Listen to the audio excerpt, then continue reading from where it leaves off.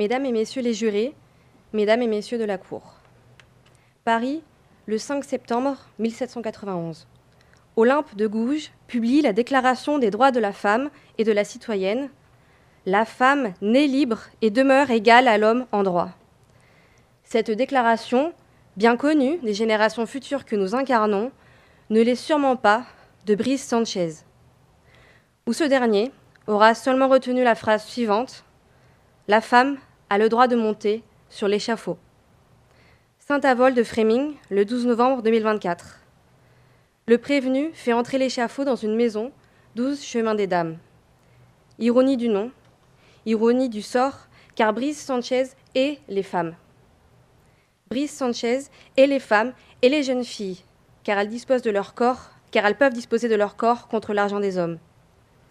Mesdames, messieurs, ce réquisitoire n'a pas seulement pour enjeu la culpabilité que Brice Sanchez porte comme un étendard de sa cause, et ce depuis le début de la procédure judiciaire. Je veux vous parler d'une radicalité, car ces actes, cette pensée, ont un nom, le masculinisme. Ils sont nombreux, divers et peu connus de nos prétoires, ces hommes qui vitupèrent contre le deuxième sexe. Certains d'entre eux vous sont déjà malheureusement familiers. Ce sont les incels, ces hommes qui se disent condamnés au célibat. À l'abri derrière un écran noir, ils s'enferrent dans leur croyance en la supériorité de l'homme. Ils exhortent à la domination, à la violence. Leurs armes, ce sont des réseaux virtuels, sans frontières, qu'ils noircissent de lignes où la dignité n'a plus d'espace. Leur environnement, ce sont des séjours de construction, d'exploration, de la virilité. Ils ont leur idole aussi, ceux qui sont passés à l'acte. Tout cela vous paraît peut-être familier, car c'est ici, c'est là-dedans, que Brice Sanchez a évolué dans les mois précédant les faits qui lui sont reprochés et dont le contenu de son ordinateur a permis d'attester. Le 12 novembre 2024, et après avoir confié son projet à un écran noir encore, Brice Sanchez ne s'est plus contenté de frapper les touches d'un clavier. Il s'est rendu 12 chemin des Dames. L'affaire qui nous occupe aujourd'hui n'est donc pas seulement celle d'un homme, car derrière lui, une aporie. Comment juger les hommes qui haïssent les femmes ? La misogynie ne peut échapper à la loi, qui réprime notamment la provocation publique à la haine, à la violence ou à la discrimination envers une personne en raison de son sexe. Il ressort ainsi de l'exploitation de son ordinateur que Brice Sanchez est le titulaire d'une chaîne sur le site internet YouTube. Bien équipé, avec tout le matériel nécessaire, il s'est mis en scène dans 1500 vidéos, sous le pseudonyme I Hate Women 92, car la haine s'exprime dans toutes les langues. La dernière en date énonce purement et simplement que les femmes doivent être supprimées, comme un raccourci de clavier. Un petit calcul me permet d'établir, à partir du nombre de consultations de ces vidéos, que sa chaîne a totalisé en moyenne 60 000 visionnages. Imaginez 60 000 visionnages, donc 60 000 occasions de répandre l'injonction de violence à l'égard des femmes. Les armes de Brice Sanchez sont aussi numériques que physiques, car que trouve-t-on d'autre à son domicile ? L'équipement d'un milicien, un revolver, des poings américains, un couteau de 14 cm, imaginez, 14 cm. Des armes qui, pour certaines, ont été l'instrument des infractions et des violences commises à l'encontre des victimes. Vous retiendrez ainsi les infractions de détention non autorisée d'armes de catégorie A et de catégorie B. Quand Brice Sanchez est-il devenu I Hate Women 92 ? La réponse des masculinistes de ces hommes est presque toujours la suivante, le rejet. La Cour observera qu'avant de revendiquer l'appropriation du corps féminin dont il se prétend propriétaire par naissance, Brice Sanchez a tenté de l'acheter. Tant Clotilde Bardolino que Léa Mourier ont attesté en procédure qu'il était un client régulier de la première, et ce, en connaissance de son âge. 15 ans. Qu'est-ce que cela dit d'un homme qui achète le temps d'une collégienne, d'une lycéenne, qu'il doit être condamné pour recours habituel à la prostitution de mineurs ?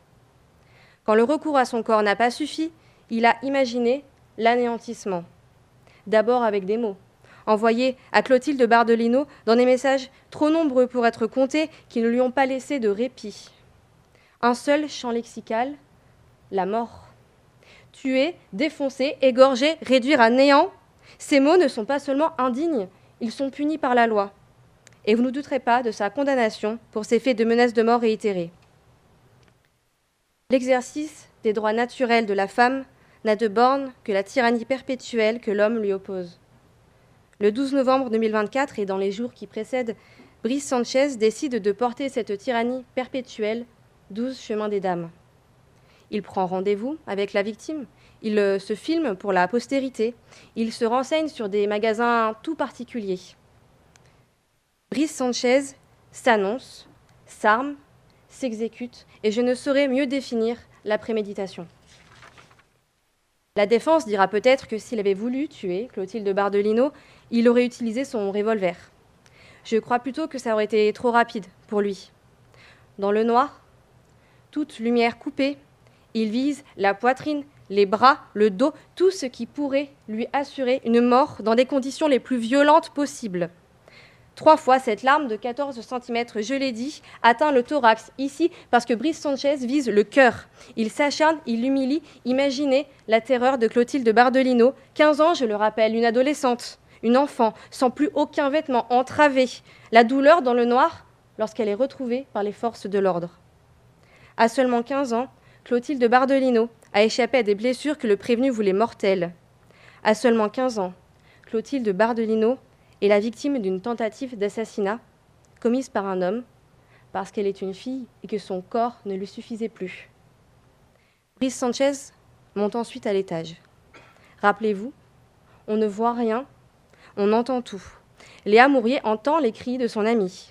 Elle entend Brice Sanchez monter les marches de l'escalier. Elle le voit franchir la porte. Elle le voit tirer en l'air pour mieux frapper à terre. Imaginez-vous un coup de feu dans le noir, l'éclat du métal sur ses articulations, le poing fermé et contracté, car ce n'est pas une gifle, ce n'est pas un coup. Ce ne sont pas de simples violences, comme pourrait l'avancer la défense. Il s'acharne, encore une fois, non pas pour tuer, mais seulement et uniquement pour atteindre le visage de Léa Mourier. Brice Sanchez frappe pour détruire. Il frappe pour fendre la chair, broyer les os, causer une souffrance telle que la détresse de Léa Mourier est impossible à décrire.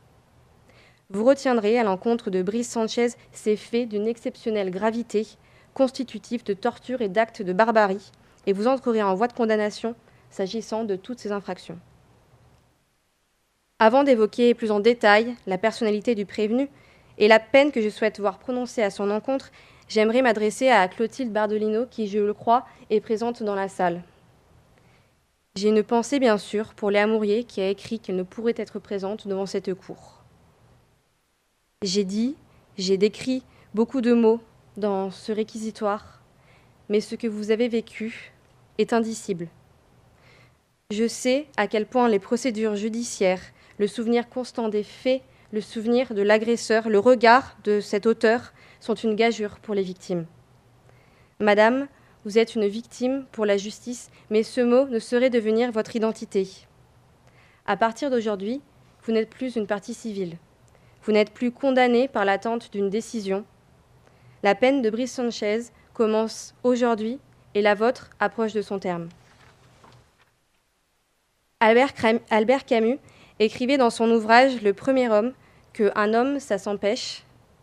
Voilà ce que c'est un homme, ou sinon, ce n'est rien.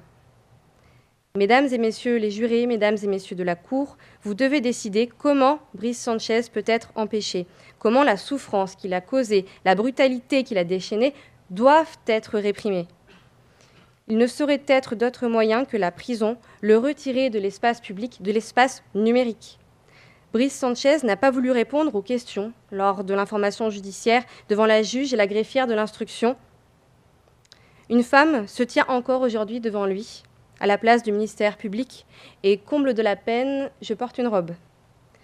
C'est avec ce symbole que je requiers aujourd'hui sa condamnation à une peine de 20 ans de réclusion criminelle, assortie d'une période de sûreté équivalent à la moitié de ce temps et d'un maintien en détention. La peine, en application de l'article 130-1 du Code pénal, permet de sanctionner l'individu, mais aussi d'assurer son amendement, sa réinsertion.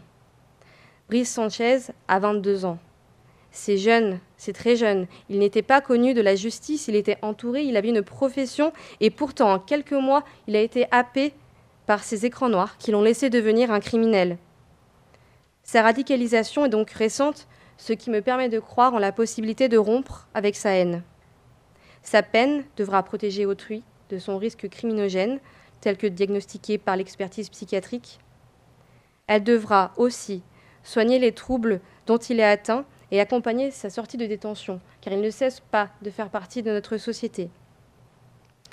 Un suivi socio-judiciaire pour une durée de 5 ans, assorti d'une injonction de soins, le contraindra à faire face à sa radicalité.